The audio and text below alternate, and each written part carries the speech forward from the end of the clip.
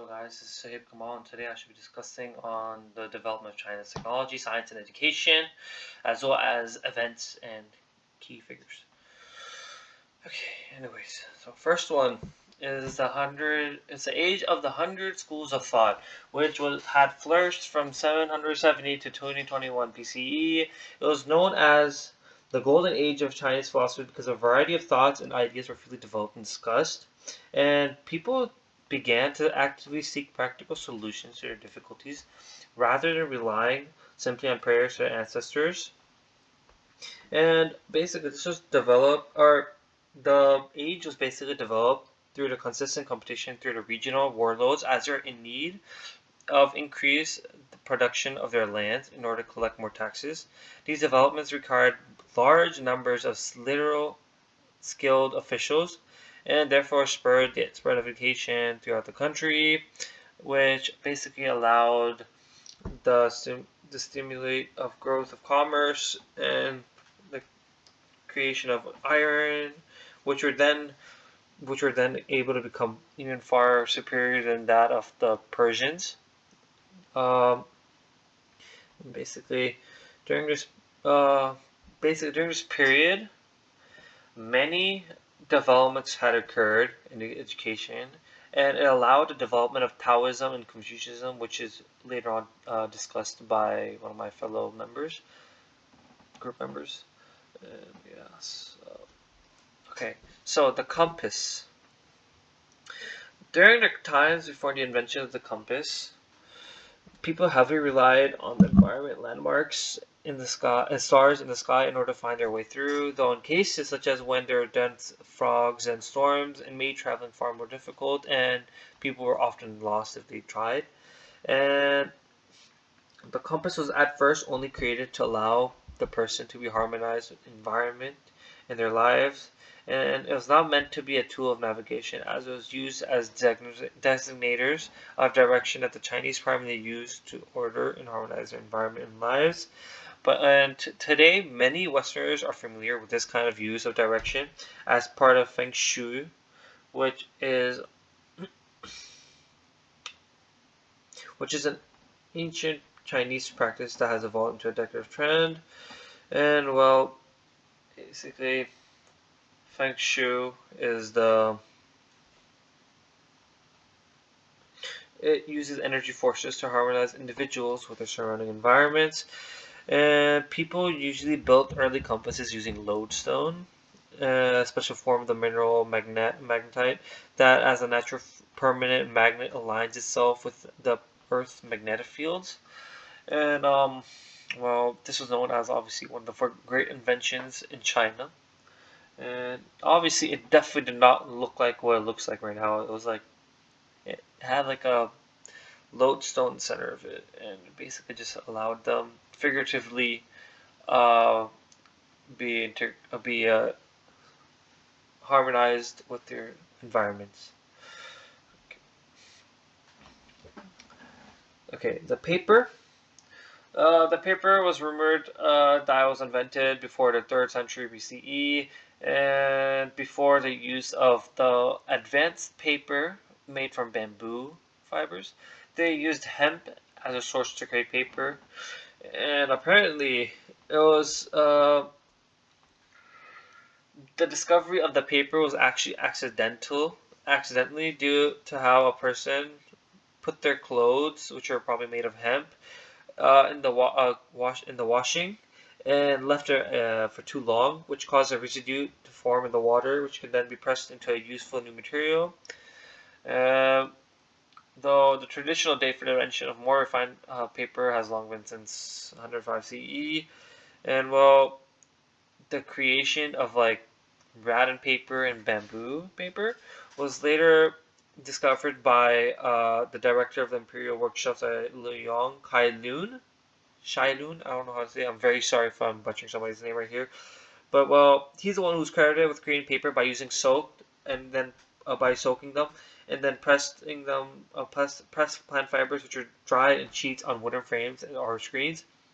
Cumbersome bamboo or wooden strips and expensive silk had been used for centuries and as a surface for writing, but after much endeavor, a lighter and cheaper alternative had finally been found in the form of paper scrolls. Over time, though, they were in need of switching over to rattan paper, as hemp paper was not as high quality as rattan paper, and plus it had a rough texture on it.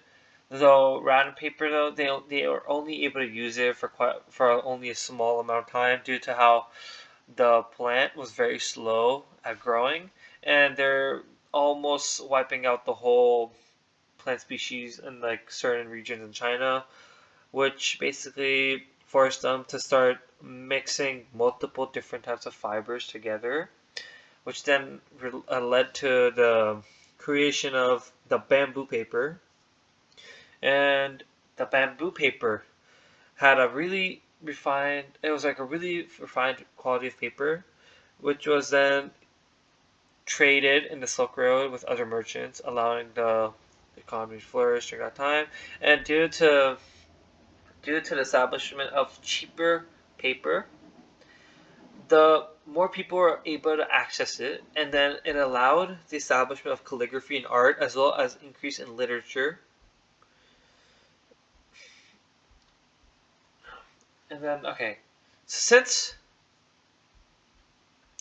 since we already had paper and such, the printing system was developed during the Tang Dynasty, which was like in 618 to 980 CE, but that was not like the really modern one. It was like the earliest form of printing, which relied on blocks cut out of wood and dabbing small by dabbing ink on them with characters around them and applied it on paper.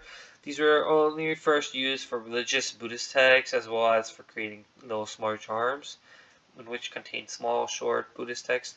And then around 1041 to 48 CE, a Chinese alchemist named Pai Xing, I'm very sorry if I'm butchering his name, but appears to have conceived the movable type made of amalgam of clay and glue hardened by baking. He composed text by placing the types side by side on an iron plate coated with a mixture of resin, wax, and paper ash, gently heating this plate and then letting the plate cool solidified the type.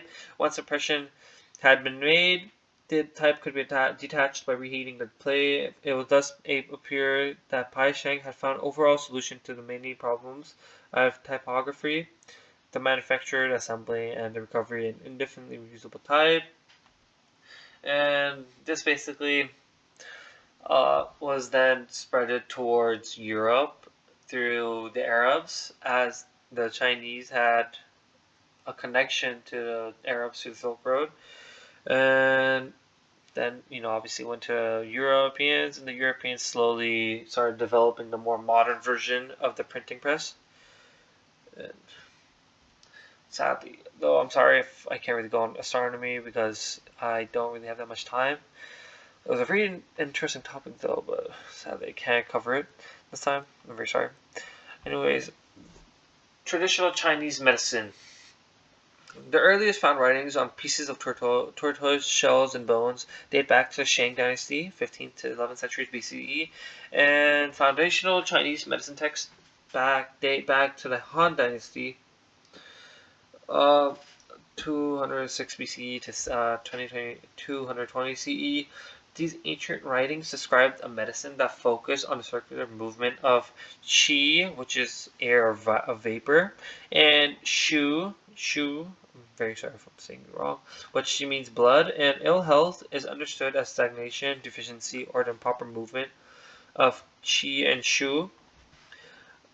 May result in imbalance of yin and yang. Traditional Chinese medicine has been used for like 2,200 years, and it uses different unique theories for treating diseases and enhancing health. The earliest known record of Chinese medicine is the Huangdi Neijing, the Yellow Emperor's Inner Class from the 3rd century BCE, which contained discussion between Huangdi and his physician, in which Huangdi inquired about the nature of health diseases and treatment. The ideas in the book have a basis in Taoist philosophy.